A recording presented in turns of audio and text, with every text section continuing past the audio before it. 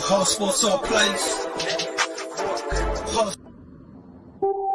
Rebel soul child got a fist ball, I'm a respawn of ancestors, and I'm blessed, They are not him, tell him fess up, I get check stub, hella carefree, nothing scares me, hella reckless, yeah, I got next up, right, no we not the same, cause see when I look in your iris, you likely to talk but not ready to ride, you do better keeping it quiet, my pen is ignited, my soul is enlightened, I like who I am but I'm biased, the palette is right, and my drip is a fountain, I'm not like these regular guys, all of that talk is misguided, she like the way I make the tape print, but the way I make the words play is grim, I'm the reaper reaching for the kill switch, the label cut the check like the blazesman, something sparking where his brain is, the beat is somewhere where they prayers in, Geronimo the way I make the bass jump when no parachute is tased. Hello, hello, hello. A special live edition Yes, sir. of Throwing Hands. Yes, sir. RUF 53, we're here. As you see the ring behind us, getting everything set up. It's going to be a great day, man. How It you really feeling? is. How I you feel feeling? good. I Yeah? feel good. I'm excited for this. This is the first time I ever get to experience this type of ring, Muay Thai event, and everything, man. Yeah. No, it's been a doozy so far. I mean, we were Mhm. setting up the ring earlier. Just a lot of like fixings, as you Yep. could say, that goes into it. A lot of dressings. It's a really, Yep. really, really in your face, loud type of event, and it's all coming together, man. Yeah, you can see for the crowd over here. Look over here. We got even trophies on the side here. So this is gonna be exciting. We got people from what was it, Thailand? We got people from Mexico. One guy I'm especially excited about to see fight is Jonathan Hoagland. He's originally from Sweden. He's trained out in Thailand. Now he's fighting out of Tula, Mexico. So he's one I especially want to see. And he's fighting with his boy Zachary Dessa. Yeah, yeah. So Jonathan is facing Zach Fox, which that's another aspect of this, you know. So we do a lot of MMA stuff. Mm-hmm. So now we get to tap into the Muay Thai side of things and see some different guys, you know, Yeah. because we don't typically do a lot of research on these Muay Thai guys. So it was fun, you know, leading up to this event and poking around and kind of seeing the fighters, getting a little bit more familiar with them on the way to the show, you know. Yeah, and what's great too is that for a lot of the local fighters here in Phoenix, I'm pretty sure this is their first time ever having a Muay Thai event here on their home Right, turf. right. Like we got the Martinez brothers, Antonio, Leandro. Right. Leandro's fighting for a title tonight, so I know they got a big old crowd coming from here. I think too, like Anthony Salas, Jorge Figueroa, And then we you got your boy we got our Jose. local boy, you know, Yeah. Jose Aquino. So I'm happy, man. It's gonna be great, and that's another thing that's been kind of crazy.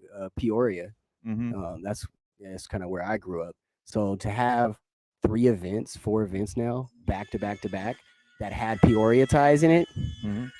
Our Peoria boys out here doing things, man, Yeah. doing things. So it's gonna be great, man. So just kind of going through, like you were saying, we got Leandro Martinez versus Victor Aguilar.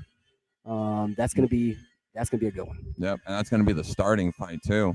And then after that, I know we got his boy Anthony Salas versus Karen. Nikaran Napracha. Yeah, that's gonna be another one that I'm excited to see. I think like you were talking to them yesterday, and in fact, how was the weigh-ins? How did that go? Dude, it was awesome. It was awesome. Like, let me tell you something.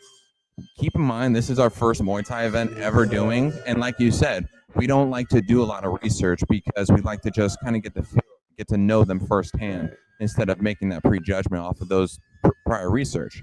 Getting to talk to all these guys, it's this new type of like aura with the sport, because like with Muay Thai, they have such a strong sense of humility, of humbleness and respect when they're outside of the cage, but when they're in the cage, it's that ferociousness. Right, and that was something that when we were interviewing Jose on Tuesday, that was something that he pointed out too. That, you know, yeah, they're fucking warriors, and they hit to inflict pain and inflict damage on you, and that's another thing we're gonna see tonight. Probably a lot of knockouts. Some damage. So, you know, but he says that's something that in the sport, as soon as it happens, that other side of them comes back, you know, the humbleness and just being like caring about the other guy. Yep, exactly. And that's we've come to now say every event now, it's a bittersweet moment because we get to know all these guys on a personal level and see their journey and how they're starting. Like for this Muay Thai event to kick back up after the last one was back in 2016, so about 7 years, and they're finally re-kicking it up with a new era of fighters and getting to have a bunch of local guys, especially with Arizona. Like we keep on saying it time and time again. These Arizona fighters, they're a different breed, and we're showcasing it month after month, time after time. Right. I know RUF is doing so much for the local community in that standpoint. Mm-hmm. We're providing a platform, and it's growing every single time. The events are getting bigger, Mm-hmm. and like the Super Series that we have going on right now, like you were saying, there's fighters from all around the world. And Yeah. it's been over 8 years since we've had a Muay Thai event here. Yeah. So to get Muay Thai back in Arizona, have these fighters, give them a platform to be able to speak and all that stuff. It's amazing. What's going on, Mickey? How you doing today? Hey, what's up, man? Welcome to the show. Thank you for tapping in. Yeah, if you guys haven't already tapped in yet, if you see behind us, we have the Muay Thai Super Series happening. On top of that, we got, like, what was it, 12 fights on this card? 12 fights. Yep. Yeah. So it's going to be a legendary night. And like what we were saying before, this is our first time in this whole space. First time in Muay Thai, getting experience it. You see all these trophies, the belt around here. And it's Leandro Martinez versus Victor Aguilar. They're the ones fighting for the belt, right? Yeah. So that's going to be, and so we're 2.5 hours away from showtime. Mm-hmm. Been here for quite some time, and that's the other aspect of these events. Putting this all together today, getting everything set up. Yep. How long of preparation that goes into it. Yeah. It's crazy. So what we're doing great, Mickey. We're doing great, man. How you doing today? What is your what are you happy to see tonight? What are you looking forward to seeing tonight? A couple of the fights I'm especially looking forward to. I definitely have to say Jonathan Hoagland versus Zach Fox. I'm excited for that one. Of course, the local boy Jose Aquino versus Jordan Batista. Yes, sir. I want to see Antonio Martinez. I'm really excited for him, and that's the dope part too about this whole experience, because you have Leandro Martinez opening the card, the whole event, and then you got the older brother Antonio closing it out. Right. Yeah, so that's the dopest part. Yeah, and then his dad, I mean, their dad has to be excited to come in. Like you said, his boy opens up, and then his boy closes out. Yeah. And Leandro, like you said, was fighting for the title. So hopefully he's going home with some gold. Couple of victories and some gold. That'd be epic. And I know that too. Yesterday at the Waynes, I got a chance to interview Jorge Figueroa. Which funny for the fans out there, we had a situation last time when we interviewed Jose where he jumped in the sauna with Jorge to go and do a little show, bring him in, and then their phone overheated. So it was like, 10 minutes before they were able to kick back on? Right. And we were like, yep, overheating phone. Yep. Does it every time. Yeah, exactly. But hey, I loved the interview yesterday with Jorge because I had him bring back up his fighter name. I don't remember how it was, but it's the Trickster. Mm-hmm. And I was telling him, it's like, it suits your personality. And he was telling me, he likes to say, keeps you guessing, always keeps you guessing. And I like that because he looks very slick, very fluid, catch you by surprise all the time. That's what Jose was saying too. Mm-hmm. Yeah, and it's totally a different aspect too, because of course in MMA, you do get the ground game. You got your Virginia Jiu-Jitsu, you got your wrestling, you got other aspects that you can throw into that. Here, we're on the feet. Yep. We're on the feet. We're seeing hands fly. We're seeing feet fly. Yep. Like you said, that trickiness, that slickness in this type of situation, that's where those knockout punches come from. Yep. And just like what you're saying too, like a big difference with this and MMA is you got to think about it. In an MMA match, if you get rocked in any way, if you get cracked really hard, you can at least try to go for the clinch or go for the ground. You utilize your wrestling, jiu-jitsu, trying to hold off and recover. Yeah. Exactly. But in Muay Thai, it's not how it works. You get in that Muay Thai clinch, that's dangerous. Elbows. That's what Jose was talking about. It's the clinch isn't the same. You already see in Tweety Birds. You don't want to be in the Muay Thai clinch. Exactly. You do not want to be in a Muay Thai. You're gonna wake up seeing Jesus the next morning. I promise that. Right. Yeah. Right. Yeah, no, it's crazy though. That's why I'm especially excited for this being a Muay Thai event, because now we're gonna see firsthand the difference between MMA and Muay Thai. And we were talking before with the guy from SA Alliance how it's almost like these branch off sports of MMA or just of combat sports is now having a resurgence, especially in the local scene. Right. Yeah, and that's the thing. I mean, MMA wasn't the main sport of America for the longest time. Yeah. UFC changed that. Yep. Totally changed that. And now, as it's already made and laid that foundation, we're now seeing, other forms, other arts being put on a pedestal, being displayed more. Yeah. So that's another great thing about it too, because now you have these Muay Thai events. We're seeing a lot of like more no gi and gi Yep. tournaments. We're seeing just a lot more availability for these guys out here now, which before they had to travel to get the same Exactly. thing. So Exactly. That's what we love about Rough Nation, because they've created a new set of doors for these fighters, especially on a local level, to be able to garner that attention that is needed to progress their career, as well as right, provide those opportunities, provide the chance for the bigger paydays, for the bigger opponents, for the right, championships. Because like Rough, being owned by a one championship, that right. presents so many doors. And one championship based out of Thailand, right? Hmm. I believe so. Yeah, and then all the overseas that's coming over here now, the now big surge of Muay Thai. I mean, shoot, I won't even be surprised if sometime down the road we even have Lethwei down the road, which is same thing as Muay Thai, but it's a lot more aggressive. A lot more Right. aggressive. You could headbutt. You could get knocked down once, and you have like a 2 to 3 or no, like a 5 minute period where your corner can wake you up. You get one chance. They'll wake you up, and you go back to the fight. But if you get knocked out again, you're done. See, and something like that, I really think it would go out here. Something about us Americans, we love to see some ass whooping, Mm-hmm. and the more violent, the better. Exactly. So going back, Pride, going back to like Pride. That's Yeah. what that reminds me of when you're describing it. Just reminds me of a Pride fight. 'Cause Mm-hmm. the only thing out of that was grabbing. You can grab your nuts. It Yeah. was damn near the only thing. Yeah. You could stomp on their head. You could soccer Mhm. kick them. Yeah. I'm pretty So sure they can even do like 12 to 6 elbows, like yep, everything. yep. I think the only thing was really just eye gouges. Mm-hmm. I think you couldn't fish hook, Yeah, you can't do that. and then the genitalia. But no, but Pride, man, Pride is how I really started just falling in love with MMA in general. It was just different. It was. It was just different, and even the first couple UFCs. I mean, seeing when Ken Shamrock, or no, when Gracie fought that big dude. I forget his name right now. Yeah. That was at UFC crazy. 1. Yeah, that was crazy. And then seeing the back then when they used to have like the guy boxers would come in, they have one glove, One glove. and one Oh yeah, open didn't that hand. guy fight Ken Shamrock? That was Ken Shamrock. Yeah. Got his ankle damn near snapped. Yep. You That was know, the crazy days of sports. That was when the whole concept of combat sports, or MMA specifically, was more so looked at as a blood sport. Like it's the movies that's in the back, the very far back of the either adult shop or the blockbuster, where everything else that kids aren't allowed to Fight is Club. exactly. We don't talk about Fight Club.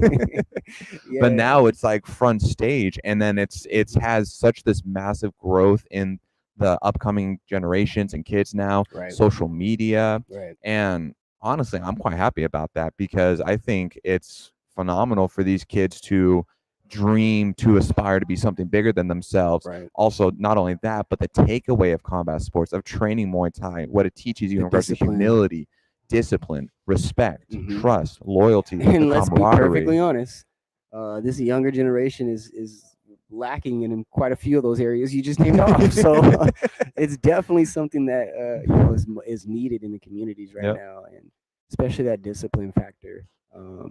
It puts a lot into um, your life. It puts a lot, and it helps Mhm. you go so much further in life. Yeah. By not having it, without it, it's hard. It's hard. That discipline is something you need. Yeah.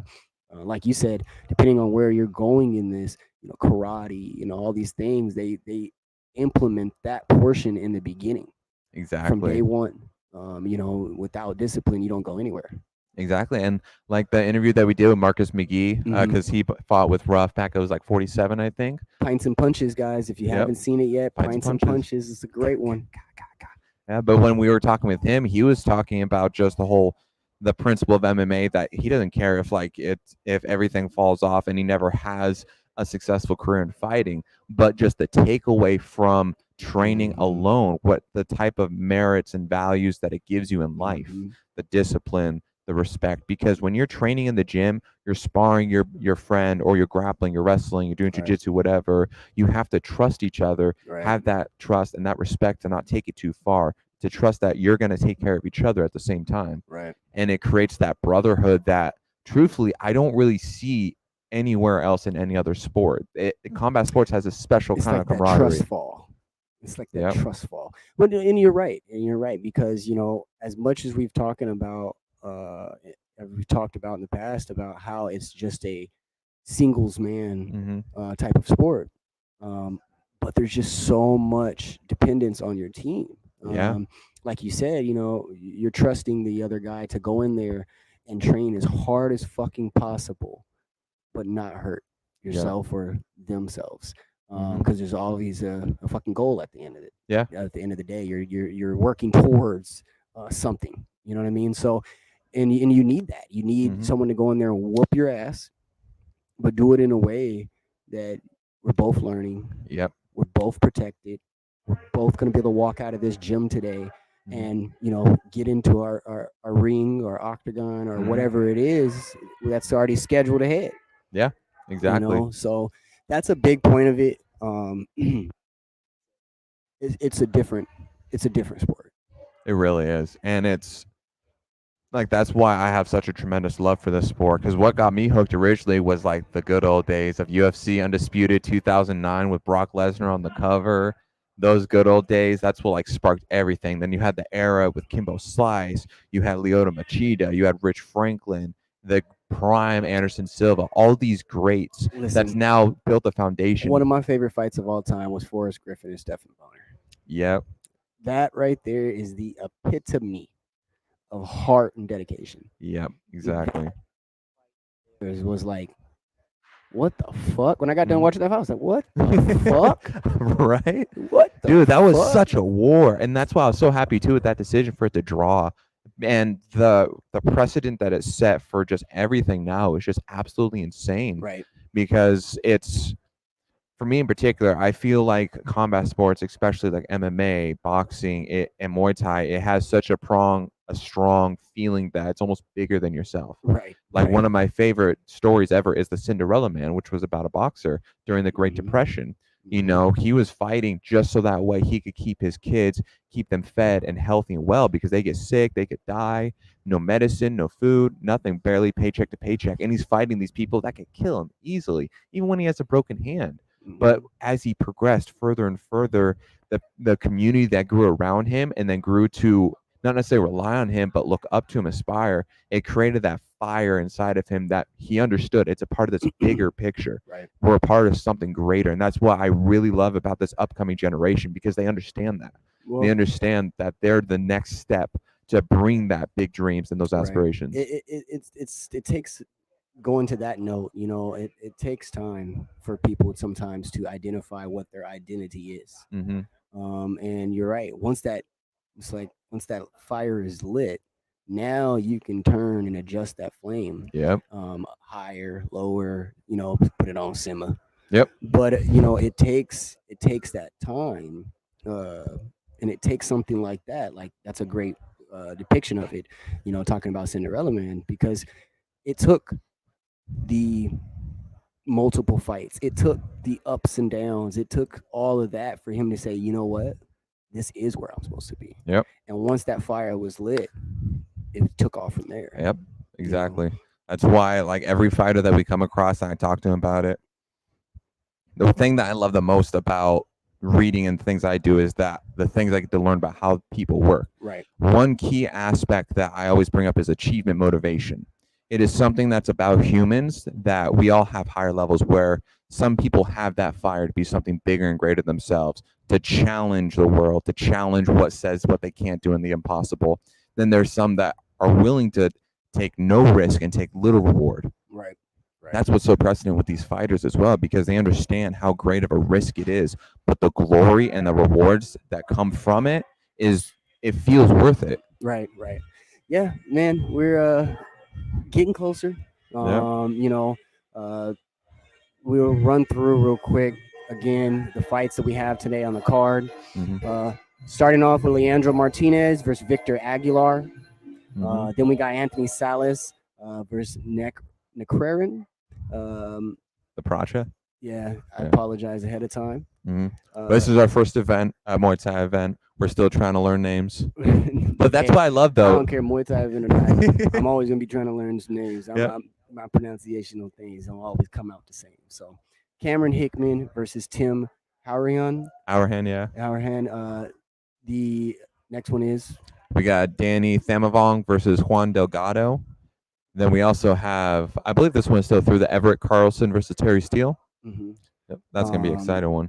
And then Hafir Bukhari versus Martin Castellanos.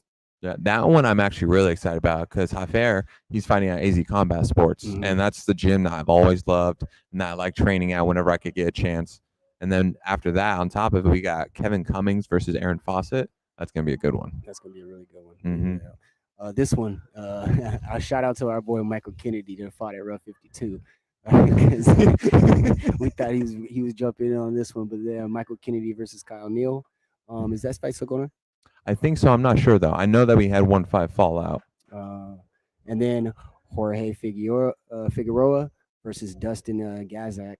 Yep, that's gonna be one I'm especially excited about because Jorge's also 5-0 right now. Yeah, and I think he's 5. Was it 5 KOs? I think so, yeah. And he's also a champion out in Tucson. Yeah. So that's dope as too. And he's actually going to close out the amateur card, and then we're going to jump right in it. So I know we got Yolani Williams versus Zachary Dessa. Speaking of that, wasn't it Yolani? He came in overweight. He missed weight. I want to say that is the fight. Yeah, because he came in, I think it was about like 5-6 pounds overweight. And Zachary Dessa, I remember seeing he made a post about it, talking about it, how I think he weighed in like 145. And he showed up on Way saying he spent 24 hours in the airport and everything. Damn. So that fight's still going on though, right? Yeah, he still accepted that fight. Good. Zach Fox and Jonathan Hoagland. We were talking about that earlier. That's going to be a really good one. And then my boy, your boy, Jose Kino versus Jordan Batista.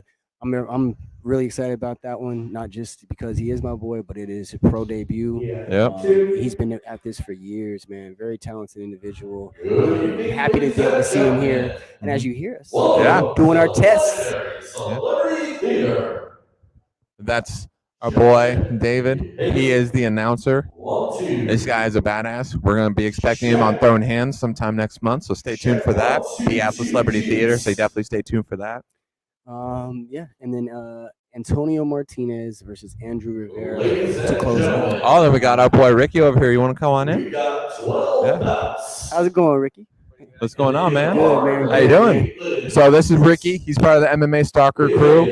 We're here. Is this your first Muay Thai event too? Yes. Yes, it is. Are you excited? I definitely am. I've always been a fan of it. You know, like in MMA. So actually seeing like Muay Thai in this true form, I'm definitely excited. Yeah, that's what we've been talking about. It's going to be so crazy to see just Muay Thai brought to Arizona and just all the local fighters, especially, dude. All the local fighters. That's the crazy part too.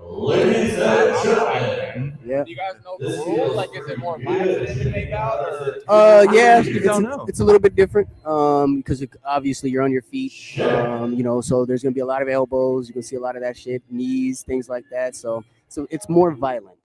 I would put it like a lot more violent. Yeah.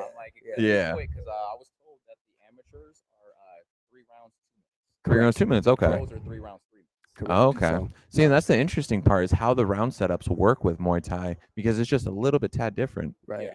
Because you can't be standing. You can't have 2 men just standing up, fucking throwing straight hands and elbows for fucking 5 minutes. You know what I mean? So 12 to 6. They ain't gonna last. You don't even get 1 or 2 rounds per fight. So no. I mean, I know it's a good amount of fights, but I'm like, if it's standing, so no one can take you down and try to, relieve the pressure from the striking. So. Right. Yeah. Right. And I feel like the fighters too, especially, they feel that sense of urgency that they got to put on a show. Because when I was talking to a lot of these fighters, they're like, I got nerves, but it's like, this is awesome that this is here. And they feel the moment and that this is like, no, we have to put on a performance. That's called those performance jitters. Yep. You know what I mean? You always get those performance jitters before them things come, before you hit the stage. But once the lights come on, if you're a performer, once the lights come on, it's a wrap. Yep. Walking in like Mike Tyson. That you're interviewing, let you know if their families were going to come back. I mean, that's also motivation too. Oh yeah, exactly. Showing up, There's going to be some sold out sections.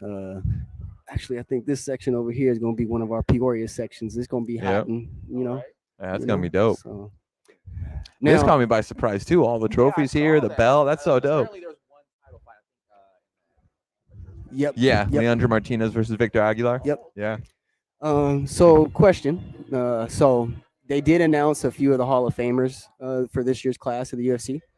We got Anderson Silva, Cowboy Cerrone, and Jose Aldo. Wow. What do you think about that? Wait, they're gonna be here? No, that's the Hall of Fame class for this year for UFC. Oh, well justified. I'm so happy that Dude, Jose Aldo especially got that. That's That's an awesome. era.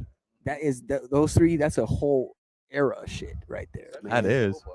Like, Yeah. oh my god, like, his run was legendary. Bro, I think honestly, Anderson Silva, probably the best MMA fighter of all time. Yep. And the way he's translated so well with boxing, we won't even talk about the Jake Paul thing, but those other fights, he translated very well.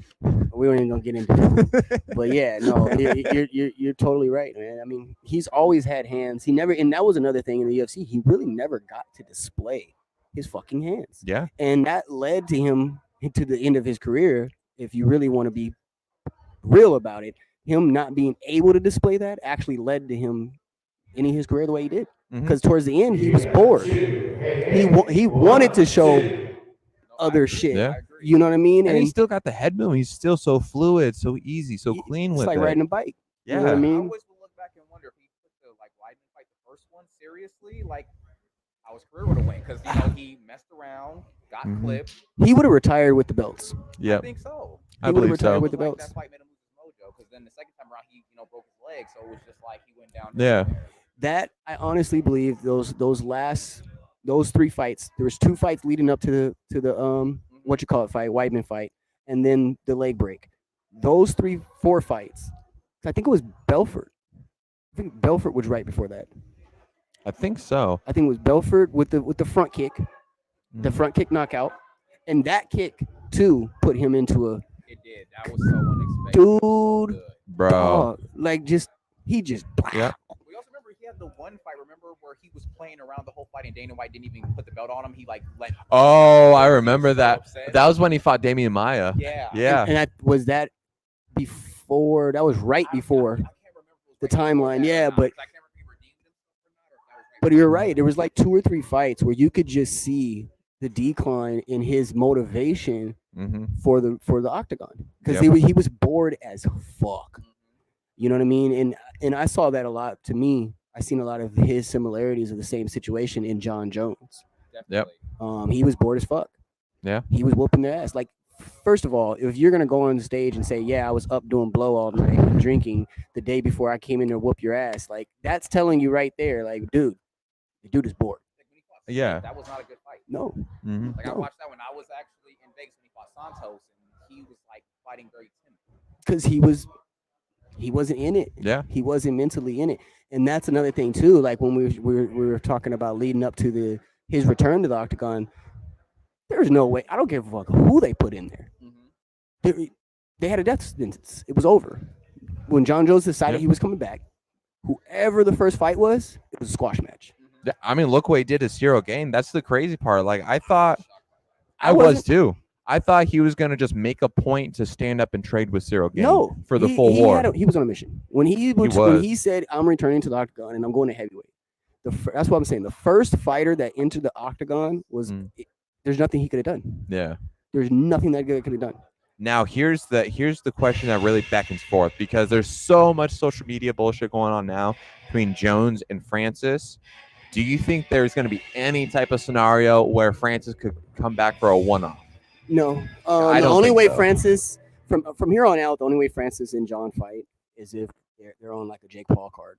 Yeah. On a different promotion. Said recently that he's not allowed in Ghana, back in the UFC. Yeah. And don't get me wrong, I love Francis Ngannou, but I'm 50-50 on the fact that after he leaves the UFC, he starts adding some chatter, talking about he's still. It wasn't after. King. Yeah, it was after. No, yeah, even been talking for 2 years. No, Francis has been talking. No, he's been talking for 2 years.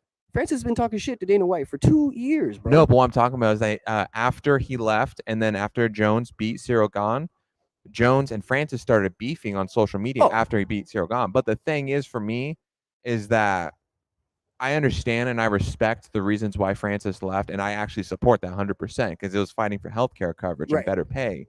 But now he's in a position that he's doing this back and forth with Jones, and even if he wants to fight him and make it happen, he can't go back to the UFC. It's good for the sport, though. It's good for the sport. It is good for the sport. Because if they could go into another promotion, I don't even give a fuck if they ever fight. You got 2 legends that are are chattering and going and bumping guns back and forth that probably won't get to fight. Mm-hmm. So just the mystique of it, and as long as they keep whooping ass, Mm-hmm. just the mystique alone is going to carry that. Yep. And honestly, Francis and Jones to me are both really good guys outside of the octagon. So Mhm. I think respectfully, they in person wouldn't have any type of real issues on camera type of I thing. feel like they kind of would. No, Jones doesn't. When Ngannou fought Cyril Gane, Mm-hmm. they used to be like training partners, Right. And then they ended up having beef with each other, but they never like were Disrespectful. or disrespectful. They never Right. were trying to get at each other when they Like But the then press again- conference, they got a little bit in the press conference and shit, which Yeah. is normal. But Then it is John Jones. no, John Jones, yes. John Jones, even when he had his worst fucking days with Daniel Cormier, Mhm. if it wasn't for the way how Cormier was aggressive with it, John Jones would have never, because John Jones don't really go that route. True. So True. I don't really think. I think it'd actually be good for the sport. I don't believe they will fight. Mm-hmm. Just because I don't think John Jones goes to another. He doesn't. No. Yeah, won't he ever plans go on to another retiring promotion. soon. I think that He's done so much in the UFC. He Yeah. can't go to another promotion. He has really nothing left to prove either. I mean, just the way he performed Uh, against Cyril Gane. I mean, yes, I want him to fight Stipe. So he's at a point to me in his career where I agree he doesn't have nothing to prove in a sense, Mhm. but he has everything to prove now. Because now you come back, you've already been considered as one of the greatest of all time. Mhm. So now it's to cement that. Mhm. And Yeah. I mean, that to me, I think he has more to prove now than he did in the past. Because he's taking Yeah. over another division. Yeah, and I can see that. Me personally, I feel like after Stipe Miocic, I don't know. I feel like he's gonna go for the retirement because he already expressed some talk about that as well. That he doesn't plan on fighting too much longer, and he has said himself that he doesn't feel like he has too much left to prove, So except for doing a couple more so fights. you think he came back for 1 year? Not just 1 year. I think like most, he'll probably do like 2 more fights. It's like 1 year. I mean, well, to your point though, like who else would there be? Like if he That beats was the Stipe, problem. That's what I'm wondering. Yeah. Like, what other heavyweight? There is no one The else. second best would have been gone. Yeah, and Tai Tuivasa. Oh no, I forget his name. The Russian guy that beat Tai Tuivasa. That'd be the only other guy I could think Oh, of. what's his fucking That's the name? only other guy I could think of. But he has. You got to fight game first. Yeah. So and that does leave Jones up for a longer window. So instead That's of just what 1 I'm- year, it could be a couple years. I can see him having 4 to 5 fights. I think 4 to 4 to 5? 5 fights will cement his legacy in a sense. Right. Did he really? Crazy, yeah. Okay. Okay. But they have. But again, to your point, they gonna have to get some other fighters. Yep. Because the division It's wiped out, bro. it's not wiped out. It's a there's a lot of depth in the division. It's just not a lot of top heaviness. Yeah. Because I mean, you got Game and you got Stipe. Yep. Tai Tuivasa. I mean, I love But Tai Tuivasa, Tuivasa's but he's not- on a 2-fight losing streak Because of who? because of Cyril Gane, and then he just fought the Russian guy. Oh yeah, Curtis Blades. But again, they're in that B category. Blades, Tuivasa, Derek Lewis. Derek Lewis. What's the other dude that just fought? You got Mark Hunt. Those are all in the same bracket. Mhm. You got Stipe, Game, and Game kind of fell right here. So you got Game. Yeah, so you got Game right here. I feel- you got the rest of the group. Yeah. Then you got Stipe and Jones. Now, me personally, again, I love Cyril Gane as well, but I feel like he's going to start to fall to that B category is. because of the lack of wrestling and jiu-jitsu has been exposed. And what happened with Conor McGregor when that aspect got exposed? I don't think it was a lack of. I think he met his matches. Jones was just a better. Yeah, but Francis doesn't even have a. Fuck yeah. Yeah. Really nervous, and Mhm. leading up to it, and when they were Yeah. actually in the cage, like Donald Jones, was like, he was like, "Let's go." And Jones was Yeah. like, all right, But see, Francis doesn't have the same wrestling background. But Francis. that's why Game was more comfortable in the fight against Francis. Jones has every aspect. Mhm. So, like you said, when you get in there and Jones, who's a fucking freak of nature, Yeah. physically, he's a fucking 300. That motherfucker. Have you seen his brothers? Yeah. Yeah. But then. Bro, Yeah. But Chandler just to Jones looks like. his dad is just as big as him. So you got that guy on the other side of you. Yeah, but now to circle it back, Just yes, we have Jones, but Jones, he's Olympic level wrestler, hands down, Yeah. no about it. Francis, he's not at that level yet. Francis had that force of will on Gone. Now that means too that with is the other raw fighters, physical strength. but now with the other guys too, that doesn't even have the same skill level. If they have that same strength, now Gone is exposed in that manner because they don't need the same type of elite wrestling like Jones or that strength. But They need to have name the the technical fighters level. in the division that are up to that caliber in wrestling, that are up to that caliber in being jiu-jitsu. I feel like Lewis like literally exposed himself because he's literally like lost his last 3 fights because he just hits hard. That's it. Like, Yeah. He's not skilled anywhere else really. And then you bring in guys like Tuivasa, and these guys, they can do a little bit of wrestling. But going back to the Gain in Ngannou thing, that is the only thing. And I think that's why Gain was so comfortable in that fight, going into that fight, because he doesn't have any wrestling. Yeah. What he wasn't expecting, and what you cannot gauge until he puts his hands on you, is the physical strength. And that's not an exposure. Yeah. Exposure. He didn't get exposed. It was just, we knew how fucking big Ngannou is. He just never had to, like, you know what I mean? Like, Yeah. that fight, You know what? That just posed the idea. So, I mean, now, what if there was a matchup between Cyril Gane and Curtis Blades? Now that Gane is going to destroy him. no, because Curtis Blades is a wrestler. He's not If he's going to get him to the ground. No, he's not. I don't See- know. I feel like Gane's the wrestling jiu-jitsu aspect got exposed, and now people are going to try to exploit it. Same thing that happened with Connor. Same thing that. But who see, else I'm that trying to think of? division, though, I understand where you're going. But I think in the division difference, Mhm. the wrestlers in that division with Connor are fucking world-class wrestlers. There's not a there's no one in the heavyweight division where it's just like, okay, that his wrestling scaring me. True. I I'd mean, say even Curtis Curtis Blades is the only one. I would say. But even with Blades wrestling, I think Gain has other aspects of his fighting that are better. Mhm. That's where I agree with both of you guys. Because like what you're saying with Blades, like his wrestling is superior. Like he's But with Gane, like you said, he's a freaking nature. He's like a middleweight. At heavyweight. Right. He's like a middleweight. Like he's bouncing around. So I don't think Curtis will be able to get that. Yeah, so he may not be able to grab him and take him down. Or the like to utilize wrestling. Yeah. So that's the only thing I'd be worried about in a fight with those two. Yeah. But yeah, man, 2 hours away. Doors open at 6. I believe so. Yeah, 6, Yeah, and then doors it open should at be 6. either hard or soft start at 7. Yeah. So yeah, now we'll go ahead and start wrapping things up. We gotta get prepared for the rest of this night, so it's gonna be exciting, people. Yeah, stay tuned. If you haven't bought your pay-per-view tickets yet, go ahead and get them now. We are 2 RUFnation.com. hours from showtime. 2 hours. But yeah, signing off. First live Throwing Hands pre-fight show. So let's go. Let's go. All right, peace, people.